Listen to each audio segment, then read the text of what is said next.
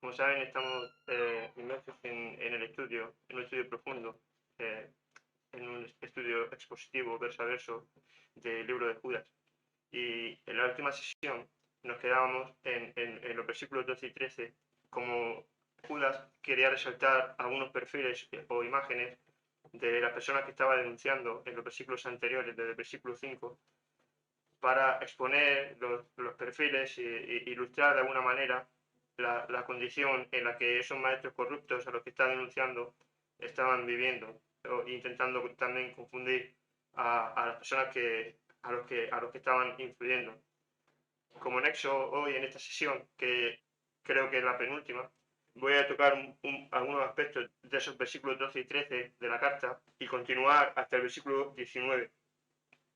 Y lo último dejaremos para la sesión 7, la última sesión de este estudio profundo. Y decía el versículo 12 y 13 de la carta de Judas: estos son manchas en vuestros ágapes, que comiendo impúdicamente con vosotros se apacientan a sí mismos. Son nubes sin agua, llevadas de acá para allá por los vientos, árboles otoñales sin fruto, 2 veces muertos y desarraigados.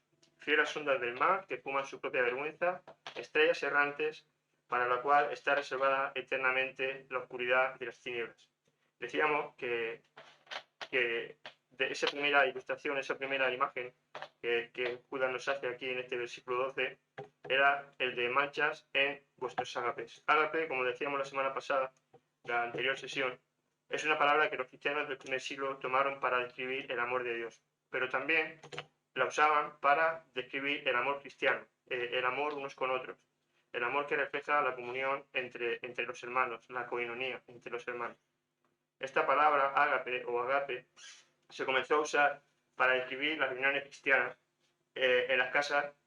Era la palabra con la que se definía el culto cristiano.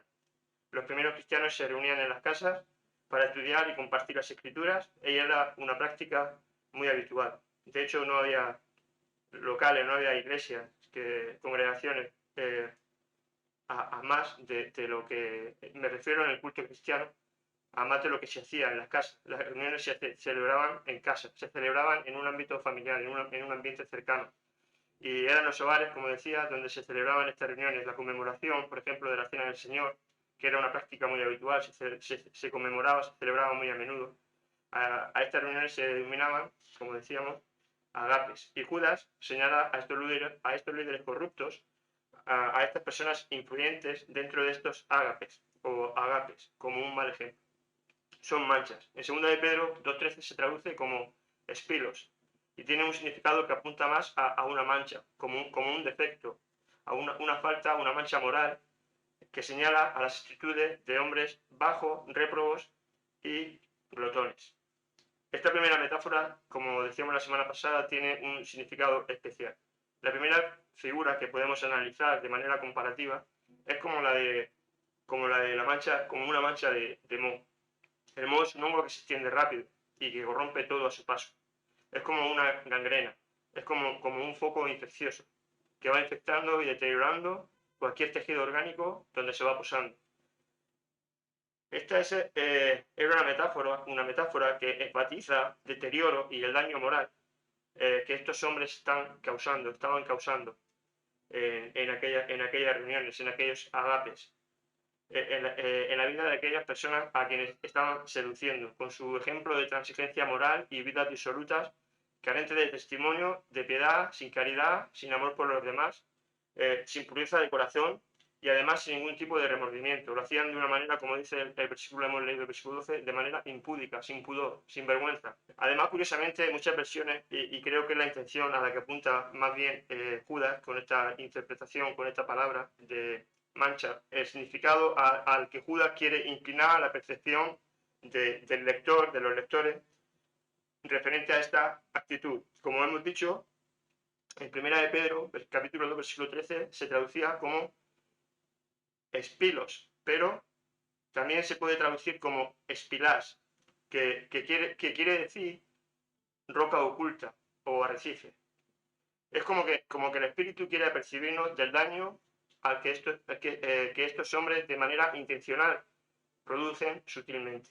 observemos que el mensaje y sobre todo el ejemplo de vida de estas personas puede hacer naufragar al creyente. La segunda figura que veíamos también la semana pasada y que quiero recordar hoy es el segundo perfil que nos presenta en este grupo de ilustraciones, es la de personas que se apacientan a sí mismos. Este texto es un apunte muy claro al de la profecía de los pastores de Israel que hay en el libro de Ezequiel capítulo 34. Pastores que crean confusión y devastación, más que edificación y bienestar del pueblo de Dios. Debemos notar que cuando la Biblia nos habla de pastores, no solamente está haciendo alusión a líderes religiosos, por ejemplo, a maestros de la palabra, sacerdotes, a profetas u otros, sino que también está apuntando a figuras como reyes, príncipes y gobernantes, dirigentes, etc. En Ezequiel 34, el texto al que Judas está casi seguro señalando aquí es, como decíamos en el capítulo 34, podemos leer en el versículo 2, dice, ay de los pastores de Israel que se apacientan a sí mismos. ¿No apacientan los pastores a los rebaños? Coméis la grosura y os vestís de la lana, la engordada degolláis, mas no apacentáis a las ovejas. No fortalecisteis a las débiles, ni curasteis la enferma, no vendasteis la perniquebrada, no volvisteis al redil, la descarriada, ni buscasteis la perdida, sino que os habéis enseñoreado de ellas con dureza y con violencia, y andan errantes por falta de pastor, y son presa de todas las filas del campo, y se han dispersado. Y el versículo 10 dice, así ha dicho Jehová el Señor. He aquí, yo estoy, esto es lo que dice Dios, esto es lo que dice el Señor. Yo estoy contra los pastores, contra esos pastores corruptos, contra esos pastores que buscaban más su bienestar, su complacencia, que realmente hacer alarde de su misión, de su cometido, de su llamado, que era apacentar el rebaño, apacentar el pueblo de Dios. Y dice, y demandaré mis ovejas de su mano, y les haré dejar de apacentar las ovejas, ni los pastores se apacentarán más a sí mismos, pues yo libraré mis ovejas de sus bocas, y no les serán más por comida. Este último versículo que hemos leído tiene un significado profundo en cuanto a todo lo que estamos analizando. Podemos ver de manera rotunda cómo el Señor mismo interviene para dar retribución. Y esto tenemos que tener claro. El Señor interviene. El Señor tenemos un Dios activo, que está presente, que cuida, que está al tanto de todo lo que ocurre y tiene un cuidado especial. Tiene un cuidado especial con su pueblo, con sus hijos, con sus hijas. Y como decía, el Señor mismo interviene en este texto que hemos leído, en el versículo 10 de Ezequiel 34. ¿Para qué?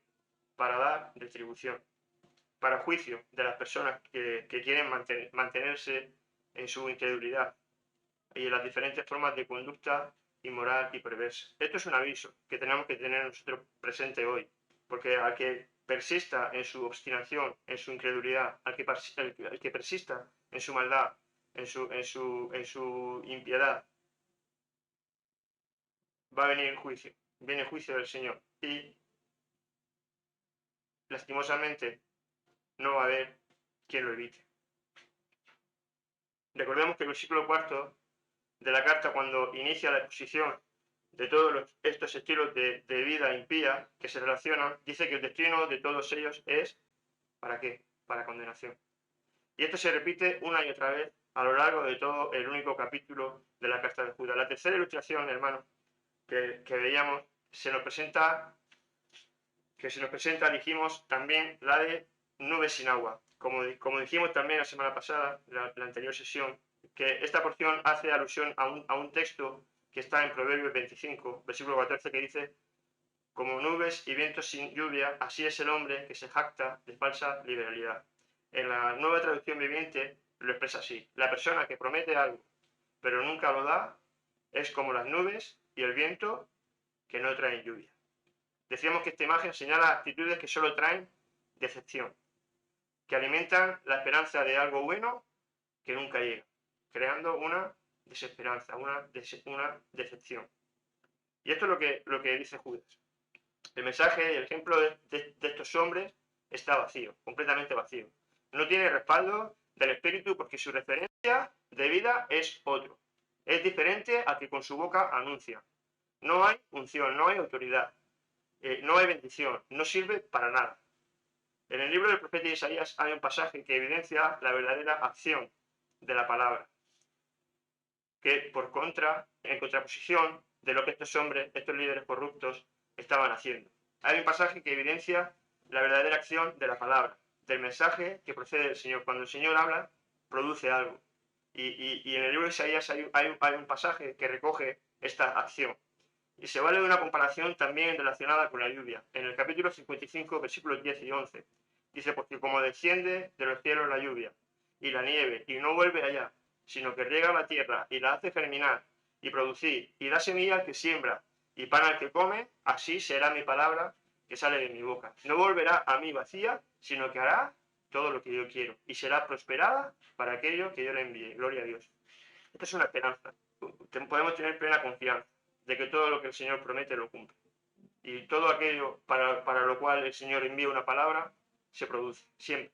Siempre. La palabra que viene de Dios siempre trae bendición.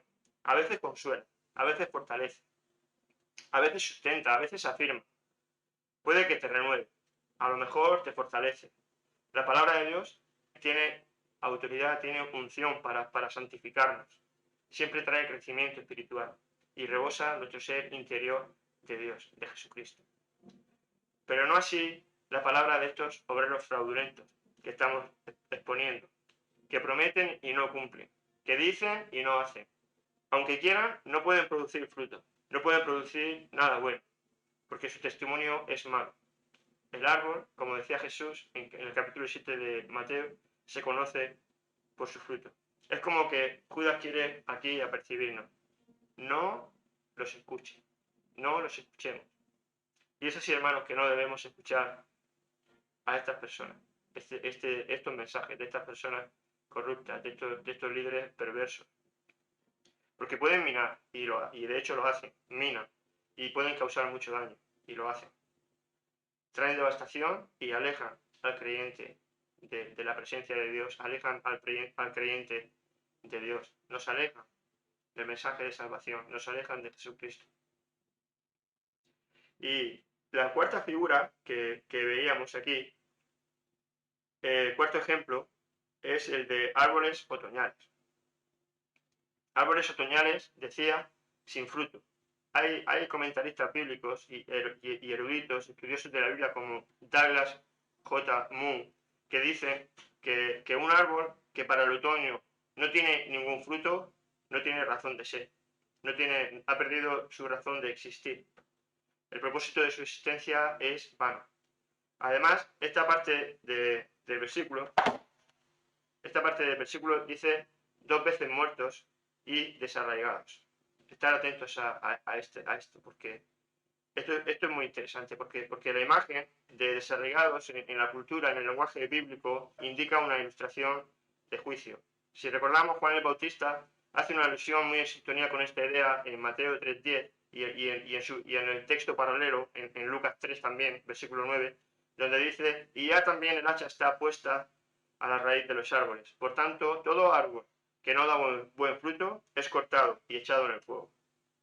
Esto dijo en el pasaje, si recordamos, donde reprochaba la actitud de los religiosos, de los fariseos, intérpretes de la ley, etcétera, que acudían a su bautismo sin hacer frutos dignos de arrepentimiento y se justificaban pensándose que eran descendientes de Abraham y que esto ya los justificaba delante de Dios. Además, el hecho de que se nos diga 2 veces muertos refleja que ya no hay esperanza de salvación para el tipo de personas como las que Judas está denunciando. De hecho, lo dice en el versículo 4. Dice, porque algunos hombres han entrado encubiertamente los que desde antes habían sido destinados para esta condenación. El texto que estamos viendo quiere transmitir una visión de juicio.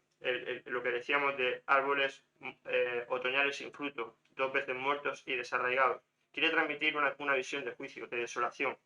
Pensemos por un momento en una parcela boscosa llena de socavones por árboles que han sido arrancados de raíz. Sin duda genera una imagen de total desesperanza, de total devastación. Un paisaje verdaderamente desolador. El quinto perfil que hallamos, que este no lo tocamos en la última sesión, es el de fieras o caóticas ondas del mar. Esta ilustración trae a la memoria el capítulo 57, nuevamente, del libro de Isaías. En ese capítulo 57 del libro de Isaías podemos ver cómo Dios condena la idolatría y la rebelión del pueblo de Israel. Y aunque la advertencia que recoge ese capítulo, el Señor abre ventanas de esperanza para quienes se vuelven en arrepentimiento a Él, concluye con una afirmación a los que deciden perseverar en la obstinación y dureza de su corazón, advirtiendo que no hay paz para los que persisten en sus malos caminos. Como decíamos, versículo 19 en adelante de Isaías 57 podemos leer: produciré frutos de labios, paz, paz al que está lejos y al cercano, dice Jehová, y lo sanaré. Está abriendo ventanas de esperanza. Dice, pero los impíos son como el mar de tempestad, que no puede estarse quieto, y sus aguas arrojan cieno y lodo. Y el versículo 21, que es lo que estamos mencionando aquí, es: no hay paz, dijo mi Dios, para los impíos. Por eso la imagen anterior también, porque de hecho toda esta denuncia es continuamente una alusión constante al castigo, al juicio, a la retribución de Dios por la impiedad. Judas está diciendo, no solo es que no se arrepiente, sino que en su obstinación y rebelión contra Dios, estos maestros y líderes corruptos seducen e incitan a otros para que como ellos pequen y se alejen de Dios. Crean caos y confusión, donde quiera que están. ¿Y cuál es la respuesta del Señor? No hay paz. No hay paz para los malvados. No hallarán paz eternamente. El último ejemplo del texto que estamos estudiando recoge esa alusión que decíamos a las estrellas errantes, que hemos leído hace un momento, a las estrellas errantes, para la cual dice está reservada eternamente la oscuridad de las tinieblas. Es posible que en esta imagen que Judas arroja aquí respecto de estrellas errantes se esté refiriendo a la idea de la figura de ángeles caídos o ángeles rebeldes. A veces en el Antiguo Testamento, no siempre, pero a veces, cuando se refieren a esta imagen de estrellas errantes, a esta ilustración, apuntaba a esta idea, la de ángeles rebeldes, la de ángeles caídos. Como decía, no siempre, pero en repetidas ocasiones, la imagen de una estrella errante en el Antiguo Testamento está haciendo eco de ese concepto de ángeles rebeldes. Si os acordáis, lo vimos en el versículo 6, y Judas está haciendo un símil en los finales de este texto del versículo 13 y en lo que estudiamos en la tercera sesión cuando analizamos el versículo 6. El versículo 6 termina diciendo: los ha guardado bajo oscuridad, en prisiones eternas, para el juicio del gran día. Y este versículo 13 concluye: para las cuales está reservada eternamente la oscuridad de las tinieblas. ¿Veis el símil de eternamente, oscuridad, tinieblas? Y es bastante probable que Judas esté usando este lenguaje para referirse a esta misma figura de ángeles rebeldes. Después de esto, toda esta denuncia que hemos estado viendo en las sesiones centrales del estudio, desde el versículo 5 hasta el versículo 13, antes de Judas concluir con lo que se debe, con qué es lo que él entiende o cuál es el significado al que él quiere impulsarnos de lo que es contender ardientemente por la fe, antes de volver al corazón del mensaje, a la razón que lo movió a escribir esta carta, hace eco de dos advertencias. En la primera cita de nuevo a Enoc, el que dijimos en las sesiones anteriores también, que era el séptimo desde Adán y que era bisabuelo de Noé. En los versículos 14 y 15 dice así: de estos también profetizó Enoc, séptimo desde Adán, diciendo: he aquí vino el Señor con sus santas decenas de millares, para hacer juicio contra todos y dejar convictos a todos los impíos de todas sus obras impías que han hecho impíamente y de todas las cosas duras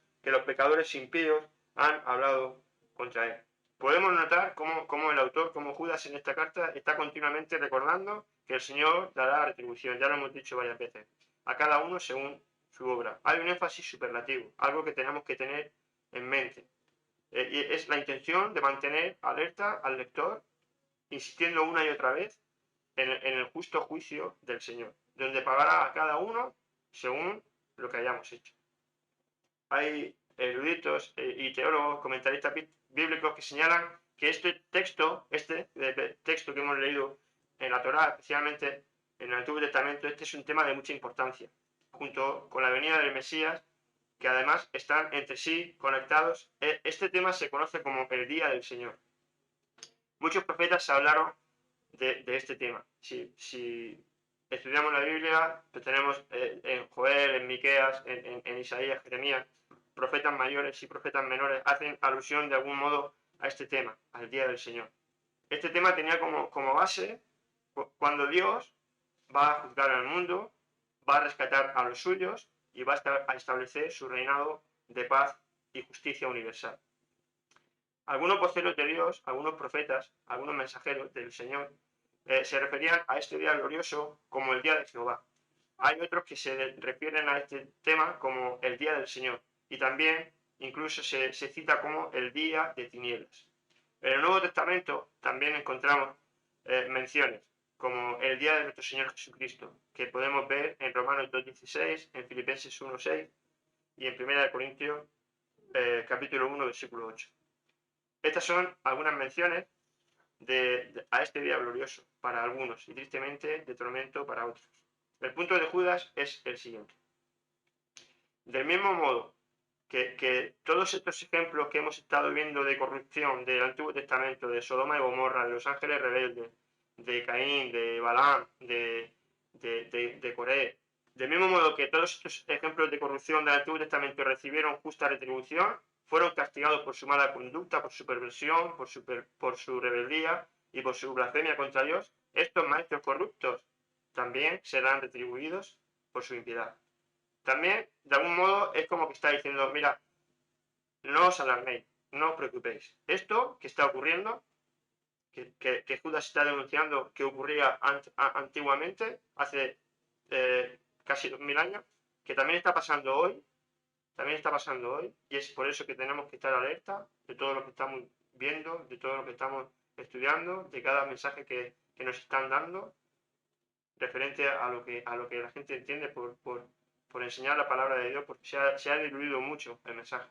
Hay un texto que dice, para los que tienen comezón de oír, para los que quieren escuchar un mensaje que se adapte a sus intenciones, a sus principios de disolución. No seguir un camino recto, justo, un camino de verdad. Por eso está diciendo, mira, no se alarmen, no es una sorpresa, no os preocupéis. A Dios no se le escapa nada. Y Él, el Señor, gloria a Dios, está al control.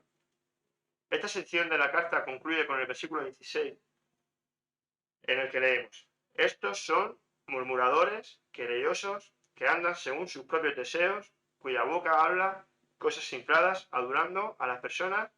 ¿Para qué? Para sacar provecho.